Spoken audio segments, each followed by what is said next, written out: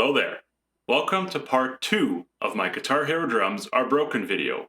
If you haven't yet seen part 1, I highly recommend you do so by clicking the link up here, as I'll be discussing terms and expanding on concepts that I discussed in part 1. Now without further ado, here's part 2.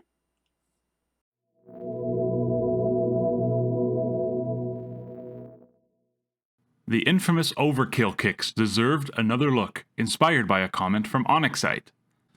In part 1, I mentioned that there are 3 kicks with extremely weird behavior, namely that hitting them as they show up will cause misses, but they're possible to hit if you activate star power or perform 3 kicks quickly in the gap between the end of the orange sustain and the start of the yellow. I also mentioned that the exact cause is unknown, but that the slow tempo at that point in the song may have something to do with it. It turns out that the tempo theory is probably correct, and the reason the kicks are so bizarre is because the game counts all 3 of these kicks as sustains. Before I can explain how these notes are sustains, first let me explain how the game calculates sustains. Because the game only stores the length of the notes in milliseconds in the chart file, the game needs to know how long a note should be before turning it into a sustain. In a chart file exists an array called fret bars. This is a list of integers that tells the game when to display a line on the fretboard, and the game calculates the tempo from this distance. Browsing the game's scripts, I found that the game will take the second value in this list, which is the second line, and subtracts it from the first entry, which should always be 0, and multiplies it by the sustain threshold, an internal value to determine the time in milliseconds that a note has to be in order to show up as a sustain for the entire song. Later games allowed the threshold to be set on a song-by-song basis, but the threshold in World Tour is 0.5, or half the distance of the first and second beats. Overkill has an extremely fast tempo at the start of the song, at about 265 beats per minute. The second beat is only 226 milliseconds away from the start of the song, meaning that a note only has to be 113 milliseconds long in order for the game to recognize it as a sustain. The charters at Neversoft usually made any non-sustained note a 30-second note, which is a really small note usually. When you're looking at 260 beats per minute, like Overkill is for the majority of the song, a 30-second note will never be longer than 113 milliseconds, instead being between 28 to 29 milliseconds long. However, as mentioned in part 1, the tempo slows down drastically during the orange sustain, and it's during this part that the bugged kicks appear. The slowest a song can be for a 30-second note to be shorter than 113 milliseconds is about 66.5 beats per minute, and this part dips well below that, going to 55 beats per minute for one beat and 49 beats per minute for another, before jumping back up to 72 or so. This means that the 3 kicks during these 2 beats, despite being 30-second notes, are longer than 113 milliseconds, and the game considers these notes sustains. Kick sustains are not something that were implemented until Warriors of Rock, so are definitely not supported in World Tour. It's that the game considers these notes sustains that gives them these strange qualities. While this is rare in charts, this could have also been prevented if Neversoft used a more common format like MIDI directly in their game in order to use the MIDI value for length, called ticks, which don't change depending on the tempo. Assuming you have a MIDI with default settings, a 30-second note is always 60 ticks long. Ticks are what Rock Band uses to determine if a note is a sustain, and is a lot safer than defining 1 millisecond value to check against for the entire song. They could also have had the game check the difference in time between each beat instead of once per song, to properly assign the length a sustain has to be on a per beat basis. This would emulate the ticks method in the system that they implemented.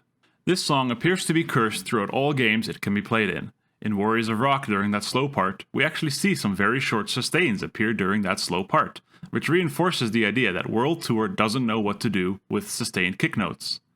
And because this song has Expert Plus when exported, in Guitar Hero 5 you have that infamous Expert front-end bug that impacts your ability to play this chart. Speaking of that bug,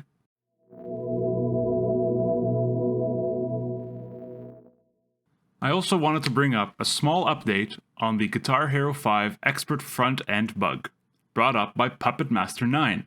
It turns out that the amount of front-end that disappears differs per song. It appears the logic is that whenever the Expert Plus notes coming before the Expert notes leave the back-end timing window, that is when you can hit the Expert note. On songs with slower double bass, such as Demons or 21st Century Schizoid Man, you actually have a little bit of front end to hit the note.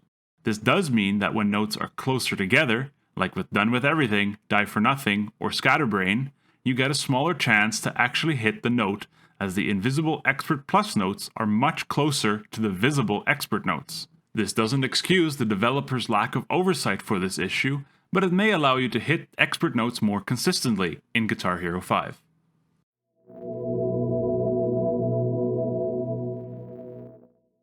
One thing I did not mention in Part 1 was 4-lane mode. Guitar Hero drum charts were designed with 5 lanes in mind, as the drum controller also features 5 pads for you to hit, one for each color. However, it seems that Neversoft had enough foresight to not prevent players from using the drum peripheral from their competitor, Rock Band, which only has 4 colors. Playing Guitar Hero drums on a Rock Band kit allows you to play Guitar Hero in 4-lane mode, a modified version of the standard 5-lane mode. Depending on which game you play, the orange symbol gets moved to another pad. In World Tour, Metallica, Smash Hits, and Van Halen, henceforth referred to as the World Tour Engine games, orange gets moved to blue. In Guitar Hero 5 and above, it gets moved to green. Neversoft did also account that there may be situations where an orange note gets moved to a color that's already being played at the same time. For example, a blue-orange combination in the World Tour Engine, or an orange-green combination in the newer games. When this situation comes up, it always makes the notes blue-green in 4-lane mode. Although it's definitely playable, it's not the most optimal way to play. The first thing you may notice is that in World Tour Engine games, a Rock Band drums player will never be able to compete with a Guitar Hero drums player due to their scores always being lower. This is because these games add a multiplier to the game features exclusive to Guitar Hero controllers, namely accented notes and orange notes, which were not found in-game when using the Rock Band kit. Accent notes multiply the point value by 1.5, and the orange symbol gets a 1.2 multiplier attached to it on top of the 50 points a note would usually give, and the multipliers stack. This means an accented orange note gets a 1.8 multiplier or 90 points, while the same note on the 4-lane chart only gives 50 points. A full combo on a Rock Band kit will never get a player as many points as a full combo on a Guitar Hero kit. This was, however, remedied with Guitar Hero 5. Since the drum kit that came with Rock Band 2 and any drum kit afterwards had pressure sensors, Guitar Hero 5 and above was able to read that data to determine if accents were hit and added accented notes back into the chart for Rock Band drums players, allowing them to take advantage of the accent multiplier. The orange note multiplier also got set to 1, effectively giving everybody an equal chance to get a top score on the leaderboard. It wouldn't be a Neversoft Guitar Hero game without some weird quirk plaguing 4-lane mode and nowhere else, however. For some reason, when playing in 4-lane mode, there is a massive amount of same note overhit protection. An overhit is defined as hitting a drum pad when there is no note of that color to play in the strike line of the game. A same note overhit would then be hitting 2 of one color when there was only 1 of that color in the strike line. 4-lane mode, though, seems to ignore that second hit. To explain this, I recorded myself playing the section The Choke in Snot's Deadfall at the slower speed in practice mode. This section is basically a roll of the same color and I will be overhitting on purpose. Make sure to check out the multiplier while I am playing. I'm not trying to hit all the other notes, but you will see that I'm barely losing my note streak during these red notes.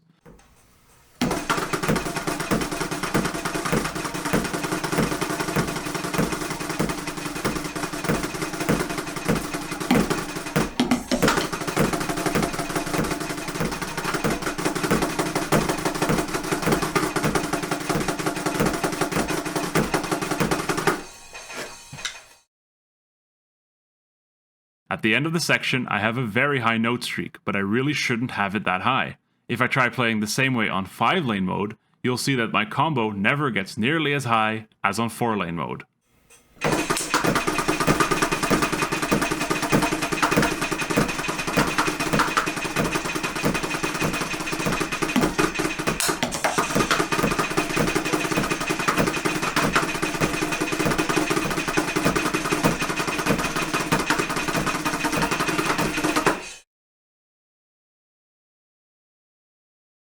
This quirk affects only 4-lane mode and is in every single Guitar Hero game featuring drums. This doesn't make 4-lane mode easier to play, as difficult songs are still difficult, but it does allow you to make more mistakes to get 100% on songs.